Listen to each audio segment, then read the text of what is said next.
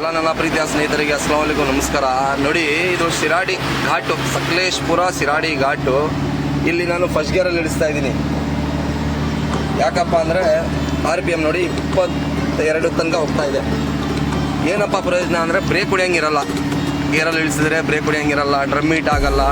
Drum heat ಆಗದೆ ಇದ್ರೆ ಏನಾಗಪ್ಪ ನೋಡಿ, ನುಗ್ಗದು ನೋಡಿ, ಬಸ್ಸವ್ರು ನುಗ್ಗದು ನೋಡಿ, ಬಸ್ಸವ್ರ ಕಾಟ. ಗಾಡಿ ಹಿಡಿತಾ ಇದೆ, ಡೌನಲ್ಲಿ ನಿಲ್ಲುತ್ತೋ ಇಲ್ವೋ ಅಂತ ಒಂಚೂರು ಯೋಚನೆನೇ ಇಲ್ಲ. ಓವರ್ಟೇಕ್ ಮಾಡ್ಕೊಂಬರೋದು, ಗಾಡಿ ಮುಂದೆ ಬಂದು ಹಿಡಿಯೋದು. ನನ್ನ ಗಾಡೀಲಿ ಬ್ರೇಕ್ ಹಿಡಿಲಿಲ್ಲ ಅಂದರೆ ತೊಗೊಂಡೋಗಿ ಗುದ್ದೋದು ಇವ್ರ ಕಡೆಯಿಂದ, ನಮ್ಮ ಕಡೆಯಿಂದ ಅಲ್ಲ, ಇವ್ರ ಕಡೆಯಿಂದ. ನಾವಾದರೂ ಮುಂದೆ ನಿಧಾನ ಇಳಿಸಿದ್ದೀವಿ. ಮತ್ತೇನಪ್ಪ ಹೇಳ್ತಿದೆ ಅಂದರೆ ಡೀಸೆಲ್ ದೊಡ್ಡ ಗೇರಲ್ಲಿ ಗಾಡಿ ಇಳಿಸಿದ್ರೆ ಡೀಸೆಲ್ ಕುಡಿತಿದೆ ಅಂತ ಎಷ್ಟೋ ಜನಕ್ಕೆ ಗೊತ್ತಿಲ್ಲದಿರೋರಿಗೆ ಹೇಳ್ತಿರೋದು. ಗೊತ್ತಿರೋರಿಗಲ್ಲ, ಗೊತ್ತಿಲ್ಲದಿರೋರಿಗೆ ದಯವಿಟ್ಟು ದೊಡ್ಡ ಗೇರಲ್ಲಿ ಇಳಿಸಿದ್ರೆ ಡೀಸೆಲ್ ಕುಡಿಯಲ್ಲ. ಎಷ್ಟು ದೊಡ್ಡ ಗೇರಲ್ಲಿ ಇಳಿಸಿದ್ರು ಡೀಸೆಲ್ ಕುಡಿಯಲ್ಲ.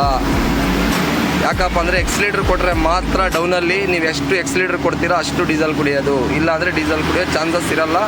ದಯವಿಟ್ಟು ಆದಷ್ಟು ದೊಡ್ಡ ಗೇರಲ್ಲಿ ಇಳಿಸ್ಕೊಬನ್ನಿ. ಬ್ರೇಕ್ ಕಮ್ಮಿ ಹೊಡೀರಿ. ದೊಡ್ಡ ಗೇರಲ್ಲಿ ಇಳಿಸಿದ್ರೆ ಬ್ರೇಕ್ ಕಮ್ಮಿ ಕೊಡ್ಬೋದು. ಆವಾಗ ಡ್ರಮ್ ಹೀಟ್ ಆಗಲ್ಲ, ಅಪಘಾತ ಆಗೋದು ಉಳಿತದೆ. ಇಷ್ಟು ಹೇಳೋಕ್ಕೆ ಇಷ್ಟಪಡ್ತೀನಿ. ದಯವಿಟ್ಟು ಗೊತ್ತಿರೋರಿಗಲ್ಲ, ಇದು ಗೊತ್ತಿಲ್ಲದಿರೋರಿಗೆ ವೀಡಿಯೋ ಮಾಡ್ತಿರೋದು. ಗೊತ್ತಿರೋರು ದಯವಿಟ್ಟು ಬೇಜಾರು ಮಾಡ್ಕೋಬೇಡಿ, ವೀಡಿಯೋ ಶೇರ್ ಮಾಡಿ. ಡೀಸೆಲ್ ಕಮ್ಮಿ ಸಪ್ಲೈ ಆಗೋದ್ರಿಂದ ಇಂಜಿನ್ ಹೀಟ್ ಆಗಲ್ಲ. ಹೌದು ಅಷ್ಟೇ ಮೇಡಮ್. ನಾವು ಎಕ್ಸ್ಲೇಟ್ರೇ ಕೊಡಲ್ವಲ್ಲ ಪವನ್ ಅವರೇ ಘಾಟ್ ಸೆಕ್ಷನಲ್ಲಿ, ಹಂಗಾಗಿ ಹೀಟ್ ಆಗಲ್ಲ. ಎಕ್ಸ್ಲೇಟ್ರ್ ಕೊಟ್ಟರೆ ಇಂಜಿನ್ ಒಳಗಡೆ ಬೆಂಕಿ ಬರುತ್ತೆ. ಎಕ್ಸ್ಲೇಟ್ರ್ ಕೊಡಲಿಲ್ಲ ಅಂದರೆ ಇಂಜಿನಲ್ಲಿ ಬೆಂಕಿನೇ ಬರಲ್ಲ. ಅದಕ್ಕೆ ಯಾವುದು ಹೀಟ್ ಆಗಲ್ಲ ಅಷ್ಟೇ. ನಮಸ್ಕಾರ.